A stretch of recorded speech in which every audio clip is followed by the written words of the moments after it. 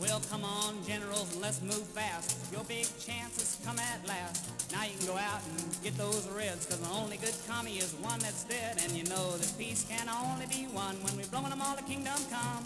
And it's 1, 2, 3, what are we fighting for? Don't ask me, I don't give a damn. Next up is Vietnam.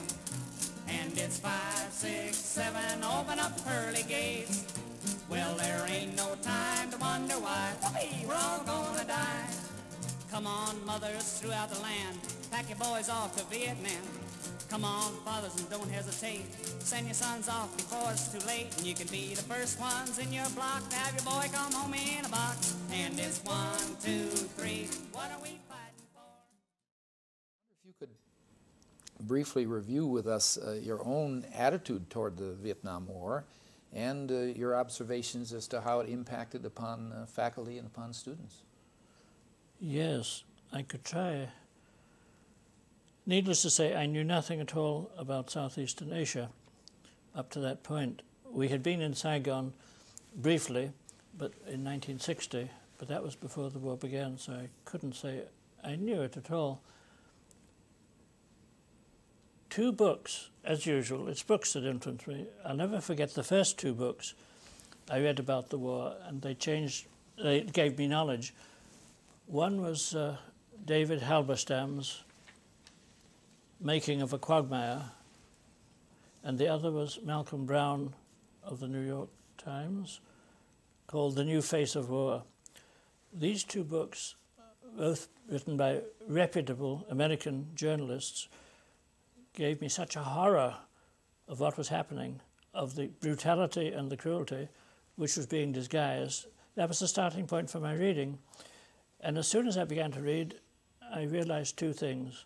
First, that we were fighting in Vietnam against the 2 strongest forces which operate anywhere in the Third World today, not only in Vietnam. And at this moment, those 2 forces still are the ones we're opposed to in Central America. I could draw that parallel out at some length. The forces I speak of course, was first the desire for fundamental social change. That was in Vietnam. The need to destroy an old corrupt feudal order dominated by a few landlords. And the second, whoever opposes that either destroys a people entirely through aerial bombing perhaps, or else loses. And the other cause, of course, was the psychological factor of nationalism. I've come to believe that nationalism is really the effective religion of most of the modern world, not Christianity or Judaism or Buddhism or Islam, but nationality, violent militant nationality, in many cases in Asia, India, now alas, with Mrs. Gandhi's assassination. And these are the 2 forces we chose to challenge. Of course we were going to lose.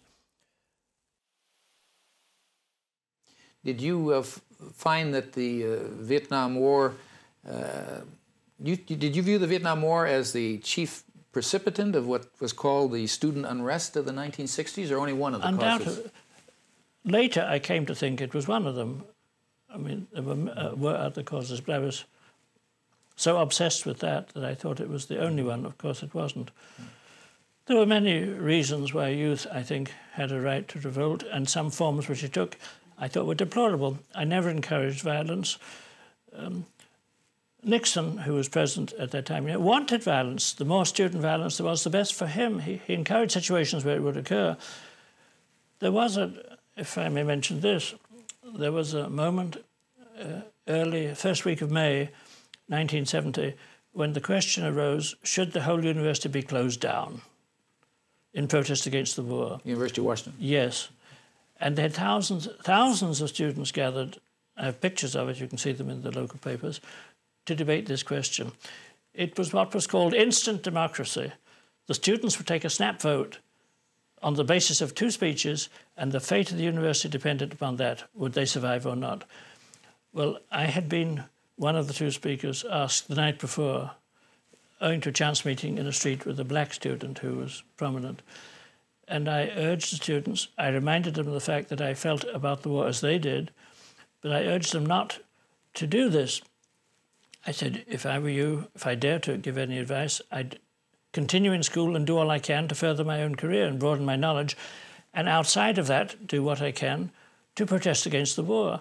The universities were among the chief centres of anti-war resistance. And I said, there's nothing the right wing wants more to do than to close down the universities. So please don't do that. Well, I had also mentioned my distaste for President Nixon referring to the students constantly, as he did, as kids. Many of the students were in their 20s, many of them were married. They were adults, and he constantly referred to them as kids. The second speaker was Professor Beachell, who was very well known. When students invaded his class, he is reported to have stripped off his coat and rolled up his sleeves and offered to fight them there and then. And he got a personal letter of gratitude and thanks from the White House. The used car dealers in Lake City, I'm told, voted him Man of the Year or something like that at the same time. Well, Beachell was the second speaker. Oh, excuse me, you were the first speaker. I was the first occasion. speaker. Mm-hmm. And then Beachell came, and the very first thing he did, I should explain, he got there a little late. He hadn't heard what I'd said about kids. And the very first thing he said was, well, now, you kids... And I need hardly say he lost it after that. They took the vote and the university stayed open. And I had letters from one or two faculty people saying that in this moment I had actually helped. I have very little influence, of course, except with individuals anyway, but on this occasion I had actually helped to keep the university intact. Where did this mass meeting take place? Outside the hub there. The pictures I was showing I think they're sitting in the branches of trees and looking from the rooftops and so on. What about the other causes